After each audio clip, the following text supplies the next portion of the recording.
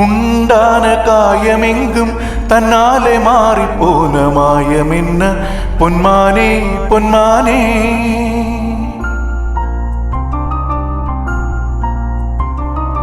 என்ன காயமான போதும் என் மேனி தாங்கிக் கொள்ளும் உந்தன் மேனி தாங்காது செந்தேனே.